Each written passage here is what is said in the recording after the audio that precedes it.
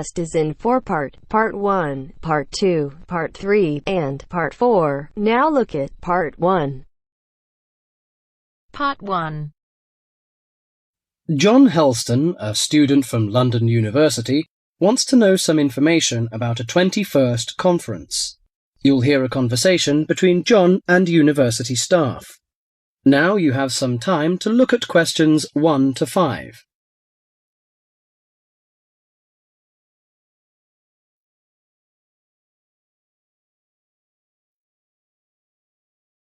Listen carefully and answer questions 1 to 5. University, good morning. Oh, good morning. Can you put me through to the School of Architecture, please? Certainly. School of Architecture, Professor Dawson's office. Oh, good morning. I was wondering if you could give me some information about the forthcoming Architecture 21st Conference, dates, enrollment procedures, costs, that sort of thing. Certainly. When exactly is the conference? Well, the conference runs for 3 days, from the 18th to the 20th of October.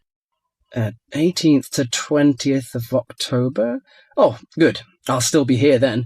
And where exactly is it being held? Is it at the university, as in previous years? No, it's actually being held at the Pacific Hotel. We've rather outgrown the university conference facilities, so we've opted for this new venue. Right, Paradise Hotel. No, Pacific Hotel. Oh, right. And presumably we can get accommodation at the hotel? Yes, but you'll need to contact them direct to arrange that. I'll give you the number for hotel reservations. Have you got a pen ready? Yeah, go ahead. It's area code 07 and then 933 2233. Okay, and what's the registration fee? Individual fees are $300 for the 3 days or $120 a day if you only wanted to attend for 1 day. Are there any student concessions? Oh, sure. There's a 50% concession for students, and that's $150 for the 3 days or $60 a day. And am I too late to offer to give a talk? Oh, I'm pretty sure you've missed the deadline for that. Oh, really? But I've only just arrived here in Australia. Is there any way I could have a paper accepted? Well, you'd need to talk to Professor Dawson. He's the person organising the conference this year. I can put you through if you like. Oh, yes, please. That'd be great. Oh, and can I just check the spelling of his name? Is that Dawson? Yes, that's correct.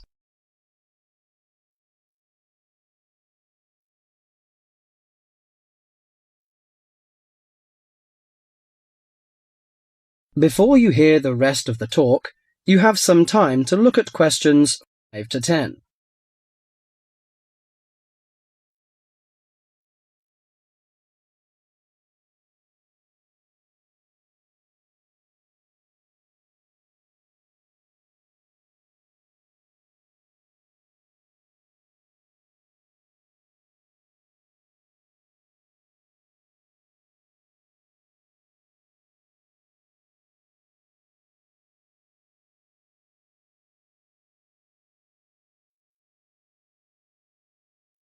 Now listen carefully and answer questions 6 to 10.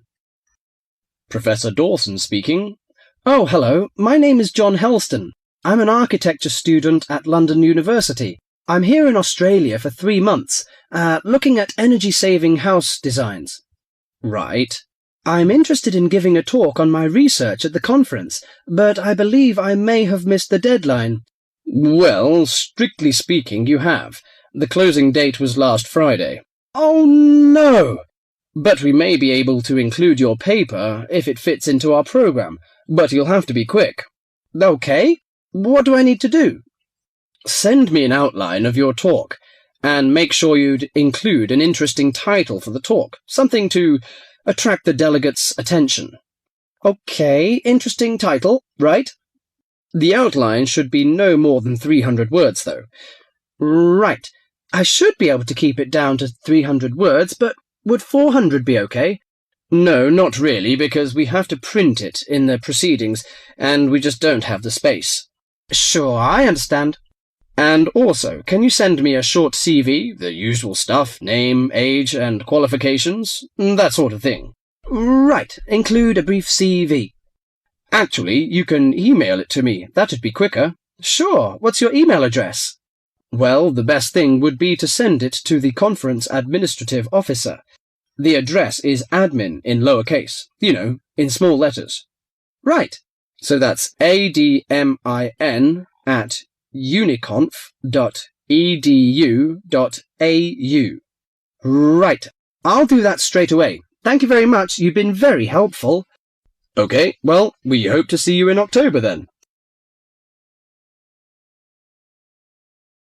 That is the end of part 1. You now have half a minute to check your answers.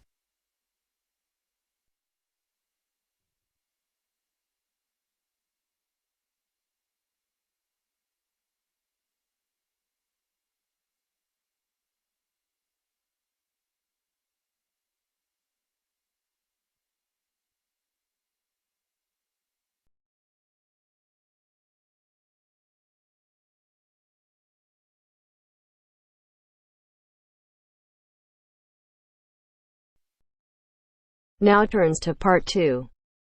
Part 2. You are going to listen to a radio program on sleep deprivation. First, you have some time to look at questions 11 to 15.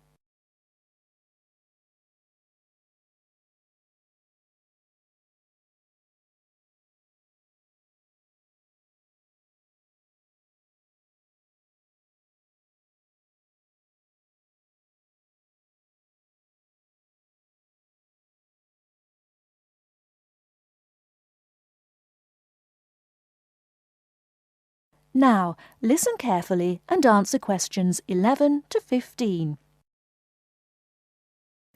With us in the studio today are Dr. Peter Collins, a senior lecturer in the Department of Psychology at the University of Chicago, and Helen Gardner, the author of the book Deep Sleep.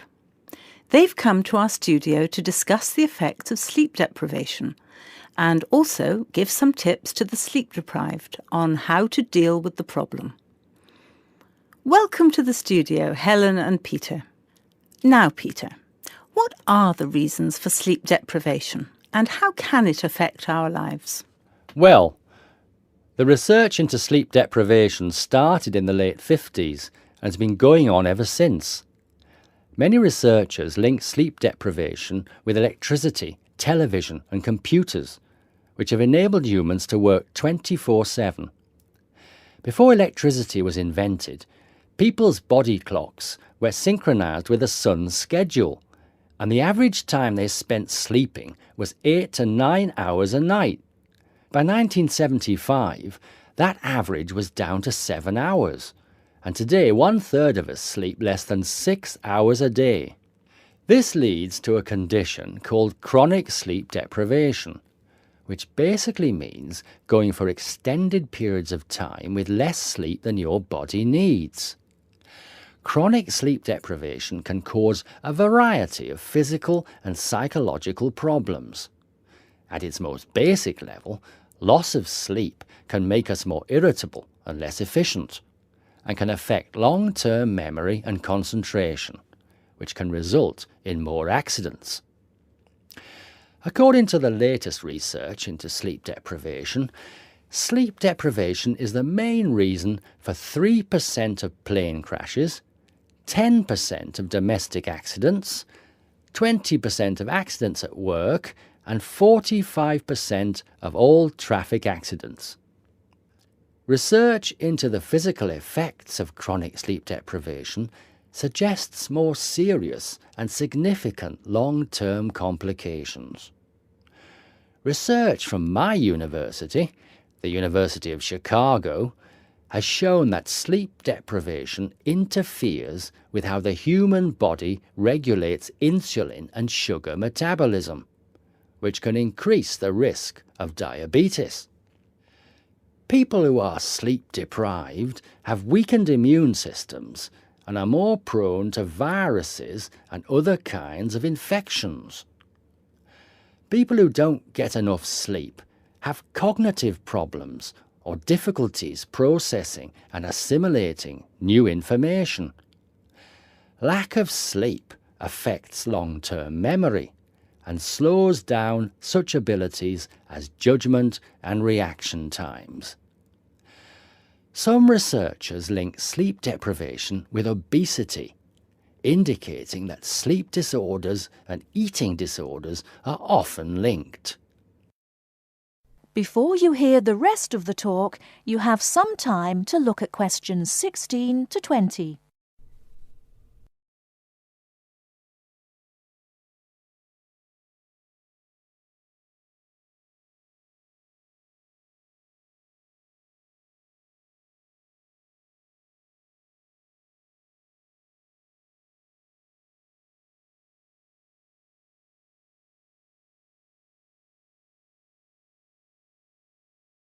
Now listen and answer questions 16 to 20.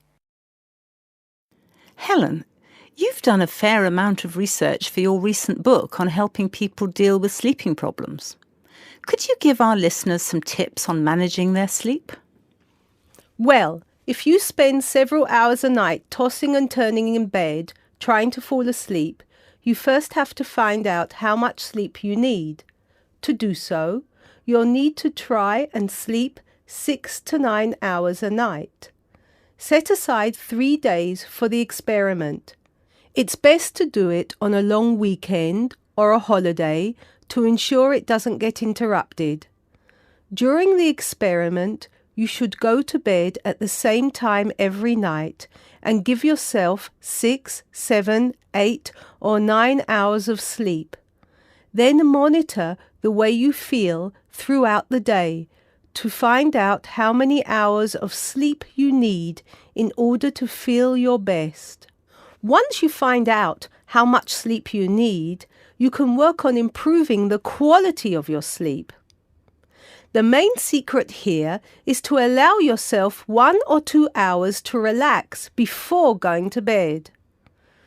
You may want to try and have a warm shower or bath before going to bed. Doing some quiet activities such as reading or filing can help some people relax. A warm drink in bed helps to induce sleepiness.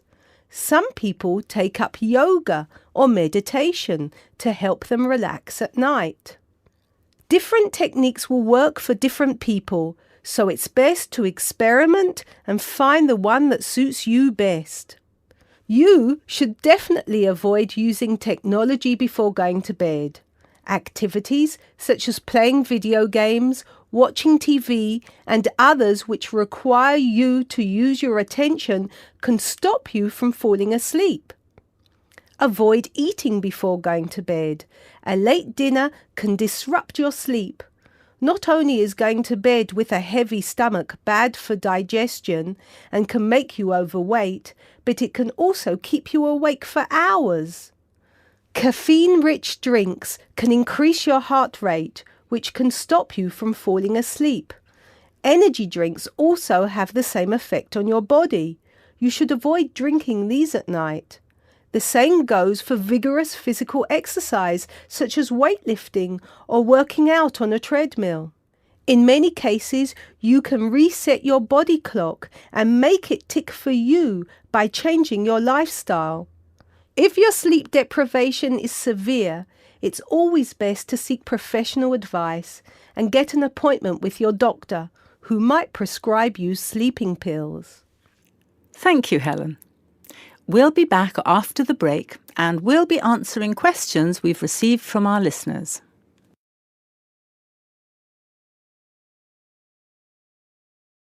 That is the end of part 2. You now have half a minute to check your answers.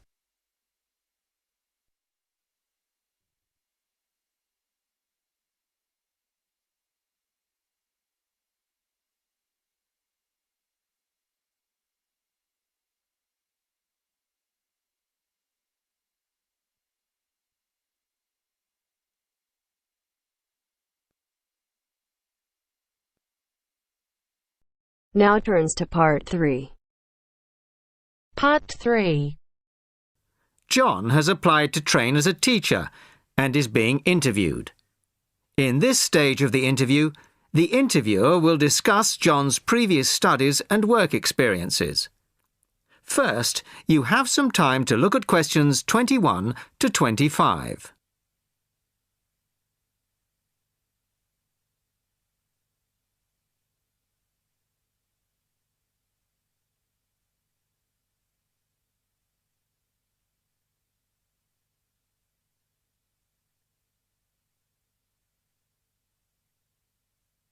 Listen carefully to the first part of the conversation and answer questions 21 to 25. Hello, come in and take a seat. You are John Evans? Yes, I am. Well, as I'm sure you're aware, the purpose of this part of the interview is to go over your CV and talk a little further about your previous studies and experiences. Yes.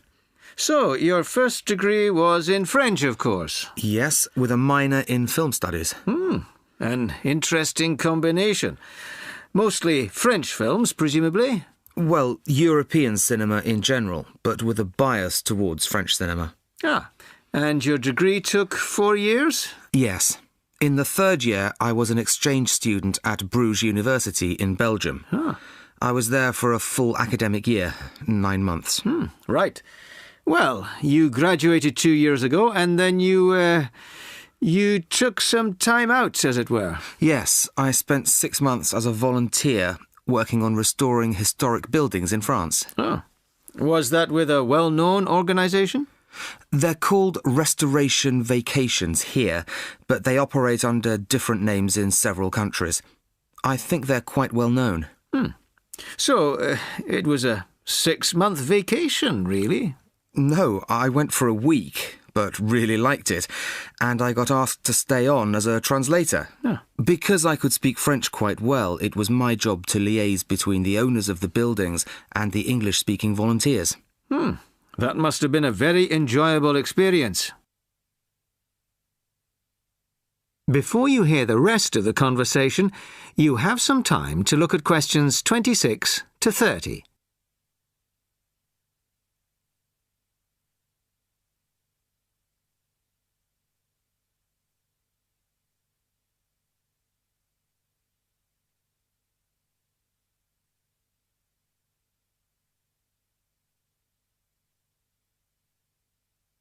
Now listen and answer questions 26 to 30. Well, it was certainly a very enjoyable experience to begin with, but after the first 3 months or so, I actually got a bit bored. I was talking about the same things every day. Bricks, cement, window frames, that kind of thing. It wasn't really stretching my French. Also, I wasn't getting paid, just free accommodation and food, plus some pocket money. I see. So then you started working for a bank in Paris, BCFC, I think. Yes. Were you doing entirely translating again? Well, translating was the major part of it, mostly from English into French this time. Official documents, letters, that kind of thing. Much more challenging. But I was also in charge of coordinating the translation work going on in the bank's offices in Switzerland, Belgium and other parts of France. What did that involve? It was simple, really. I just had to keep track of what had been translated in each office. To save wasting time having the same document translated twice in different offices. So, you stayed there for a year and a half, and then you left. Why was that? Simple. To apply for this course. I see. Why give up a secure job in Paris to train as a teacher here? I've always imagined that I'd be a teacher, really. I loved being in Paris, but I wouldn't want to spend the rest of my life working for a bank.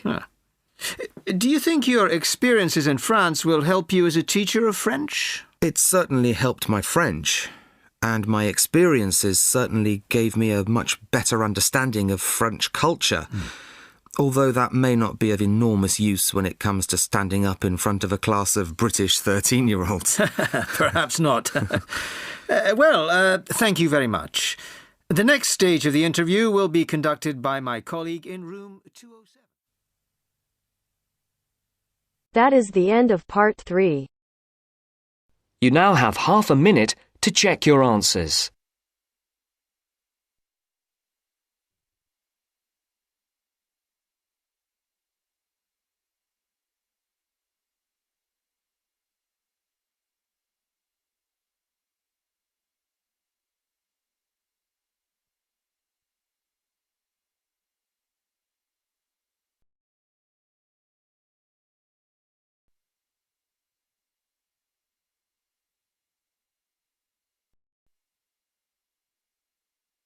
Now turns to Part 4. Part 4. First, you have some time to look at questions 31 to 40.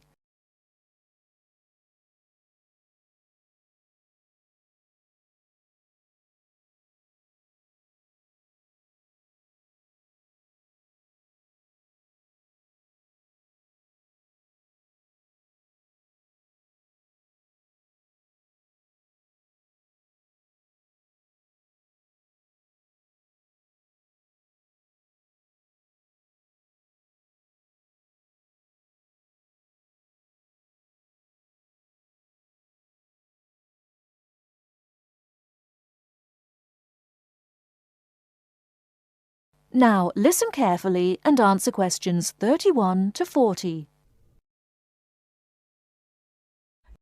Hello and welcome.